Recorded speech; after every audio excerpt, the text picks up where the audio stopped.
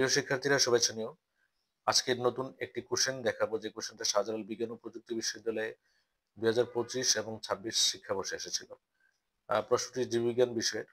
প্রথম প্রশ্ন: উদ্ভিদের বিভাজনক্ষম যে কোনো সজীব অংশ থেকে পূর্ণাঙ্গ উদ্ভিদ সৃষ্টির ক্ষমতাকে কি বলা হয়? ক্ষমতাকে বলা হয় টোটিপোটেন্সি। ধান, গম ও পাটের ক্রোমোজোম সংখ্যা কত?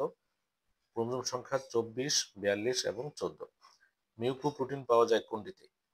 মিউকোপ্রোটিন পাওয়া যায় ব্যাকটেরিয়াতে, যেমন এখানে উদাহরণ দেওয়া আছে অ্যাস্ট্রেচিয়া কোলাই, অর্থাৎ ইকোলাই ব্যাকটেরিয়াতে পাওয়া যায়। রক্তে অ্যান্টিজেন ও অ্যান্টিবডির বিক্রিয়ার মাধ্যমে অণুজীব নিষ্ক্রিয় হওয়ার পদ্ধতিকে কি বলা হয়? অণুজীব নিষ্ক্রিয় হওয়ার পদ্ধতিকে বলা হয় অ্যাগ্লুটিনেশন। কোন পিরিয়ডকে মাসের যুগ বলা হয়? সিলুরিয়ান পিরিয়ডকে মাসের যুগ বলা হয়। তারপর আছে সবাত শ্বসনে গ্লুকোজ থেকে পাইরুভেট তৈরিতে কতটি এনজাইম প্রয়োজন পড়ে? 10টি এনজাইমের প্রয়োজন হয়। জীবকোষে সর্বাপেক্ষা বড় অণুর ধরন কি? জীবকোষের সবচেয়ে বড় অণুটা হলো নিউক্লিক অ্যাসিড। পরের প্রশ্নটা, এটা ফিজিওলজি থেকে এসেছে। মাইক্রোনিউট্রিয়েন্ট যুগল কোনটি? অপশনগুলোতে তোমরা দেখতে পাচ্ছ আয়রন এবং জিঙ্ক হলো মাইক্রোনিউট্রিয়েন্ট। তারপর আছে ঘাস ফড়িং এর দৈহিক বৃদ্ধির জন্য বারবার খোলস পাল্টানোর প্রক্রিয়াকে কি বলা হয়? বারবার খোলস পাল্টানোর প্রক্রিয়াকে বলা হয় মোল্টিং। আলোক রশ্মির কত ন্যানোমিটার তরঙ্গ দৈর্ঘ্য সালোক সংশ্লেষণ সবচেয়ে বেশি ঘটে?